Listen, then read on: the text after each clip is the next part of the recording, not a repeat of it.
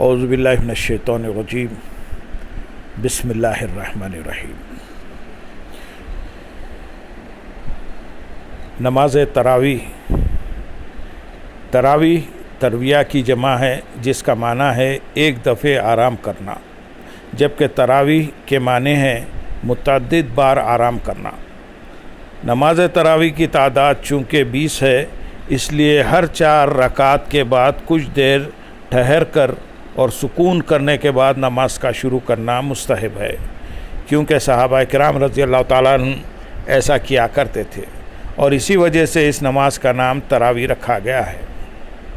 نماز تراویح کا پڑھنا مرد و عورت سب کے لیے سنت موقدہ ہے، اس کا چھوڑنا جائز نہیں، اور تراویح کی جماعت سنت علل کفایہ ہے، یعنی اگر تمام لوگ نہ پڑھیں تو گناہ گار ہوں گے، اور اگر کچھ لوگ ادا کر لیں تو گناہ نہیں۔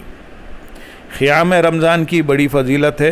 حضرت ابو ہریرہ رضی اللہ تعالیٰ عنہ سے روایت ہے کہ حضور نبی اکرم صلی اللہ علیہ وسلم لوگوں کو رمضان کی راتوں میں نماز پڑھنے کی ترغیب دیا کرتے تھے۔ آپ صلی اللہ علیہ وسلم نے ارشاد فرمایا، جس نے رمضان المبارک میں حصول ثواب کی نیت اور حالت ایمان کے ساتھ قیام کیا تو اس کے سابقہ تمام گناہ بخش دیے جاتے ہیں۔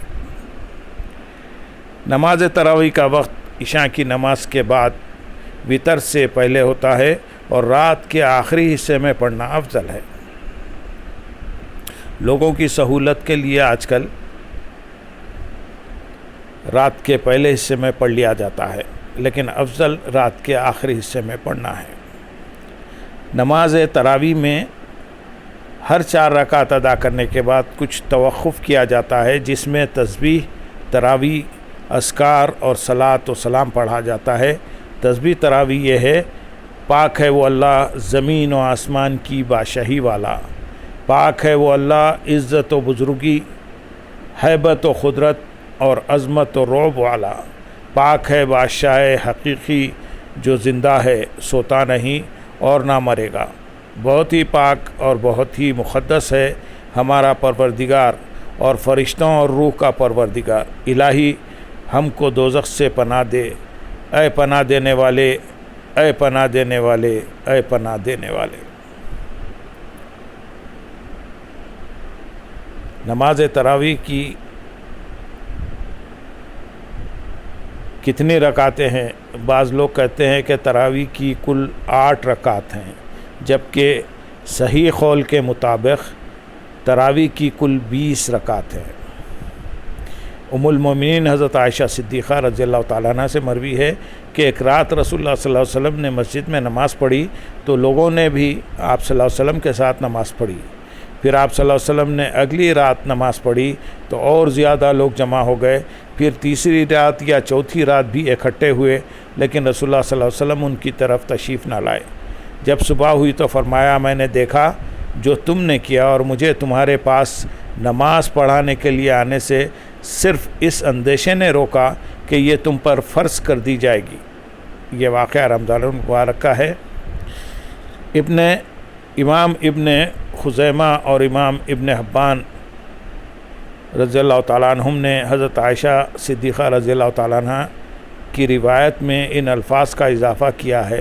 حضور نبی اکرم صلی اللہ علیہ وسلم انہیں قیام رمضان یعنی تراویح کی رغبت دلایا کرتے تھے، لیکن حکماً نہیں فرماتے تھے، چونکہ ترغیب کے لیے فرماتے کہ جو شخص رمضان المبارک میں ایمان اور ثواب کی نیت کے ساتھ قیام کرتا ہے تو اس کے سابقہ تمام گناہ بخش دیے جاتے ہیں۔ پھر حضور نبی اکرم صلی اللہ علیہ وسلم کے وصال مبارک تک قیام رمضان کی یہی صورت برقرار رہی، اور یہی صورت خلافت ابوبکر صدیق رضی اللہ تعالیٰ عنہ اور خلافت عمر فاروق رضی اللہ تعالیٰ عنہ کے اوائل دور تک جاری رہی، یہاں تک کہ حضرت عمر رضی اللہ تعالیٰ عنہ نے انہیں حضرت ابی بن کعب رضی اللہ تعالیٰ عنہ کی اقتداء میں جمع کر دیا، اور وہ انہیں نماز تراویح پڑھایا کرتے تھے۔ لہٰذا یہ وہ ابتدائی زمانہ ہے جب لوگ نماز تراویح کے لیے باجماعت اکٹھے ہوتے تھے۔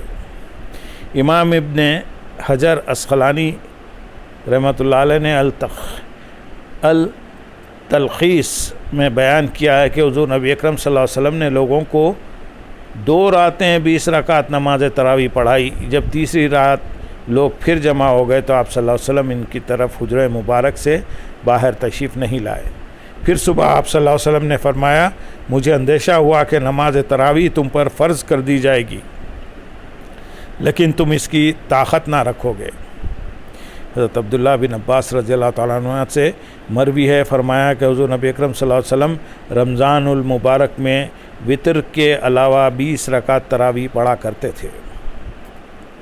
حضرت صائب بن یزید رضی اللہ تعالیٰ عنہ نے بیان کیا کہ ہم حضرت عمر فاروق رضی اللہ تعالیٰ عنہ کے زمانے میں 20 رکعت تراویح اور وطر پڑھتے تھے۔